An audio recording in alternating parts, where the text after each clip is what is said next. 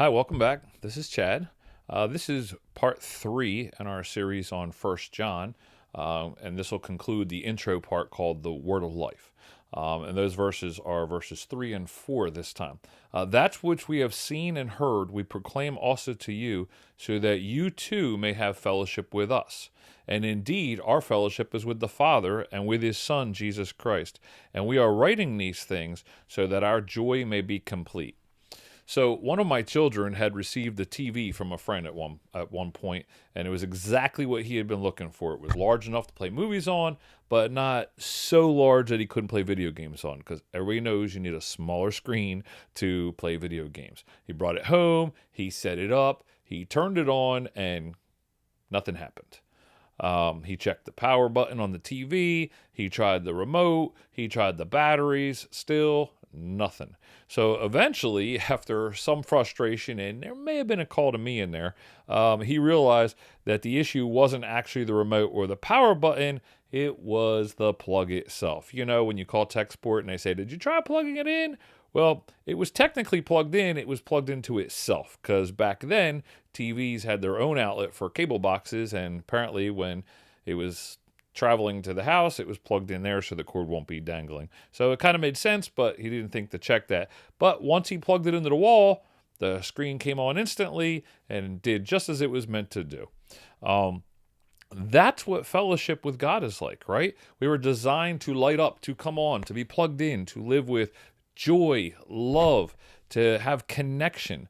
But when we're disconnected from the source, we stay cold and dark. No matter how spiritual we maybe act, on the outside, nothing happens. And joy is not something that we generate by working harder or trying to work better. It's a byproduct of being connected to the presence of God Himself. When we walk in fellowship with Him, when the spiritual switch is plugged in, joy flows, light shines, and we live in the fullness of who we were created to be. And John closes the opening of this letter with a powerful reminder. We proclaim to you that we have seen and heard, so that you also may have fellowship with us. And our fellowship is with who? The Father and the Son, Jesus Christ. John isn't just reminiscing about walking with Jesus. He's declaring a spiritual reality.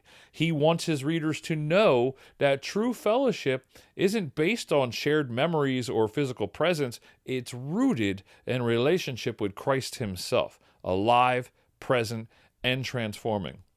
Why does proclaiming Jesus lead to fellowship? Well, because when we know the truth about who Jesus is, the Son of God, the Word of life, we are unified in that truth together. We share that same foundation, and fellowship here means more than hanging out or catching up. It means having something deeply in common. A right relationship with God naturally leads to the right relationship with each other. This is the heart of the great commandment, right? Love God, love your neighbor. If we're wrong about Jesus, then we're wrong about God, because Jesus is God's final, perfect, and complete revelation to us, right? To mankind. There's no getting to the Father apart from Jesus Christ. And in verse 4 says, we write this to make our joy complete. John's joy didn't come from numbers, success, or even a legacy. It came from fellowship. Real joy isn't something that we can create, right? I just said that earlier. You can't manufacture it. It is a byproduct of walking closely with God. And Psalm 16:11 reminds us that in your presence is fullness of joy. Joy is the opposite of loneliness and hollowness that so many feel. Not to be confused with happiness, and it comes not through performance, but it comes through connection. A believer who is walking in true fellowship with God will be spirit-controlled in his mind because he's grounded in truth. He'll be spirit-controlled in his heart, meaning that he'll have love for others. He'll be spirit-controlled in his will, and he'll be inclined, he'll desire to obey God. When fellowship breaks down, though, it's usually because of one of these three things. It's usually one, because there's disobedience to God's will. Two, it could be we're not walking in unity with other believers. And three, it's because we believe a lie and we're now living in it.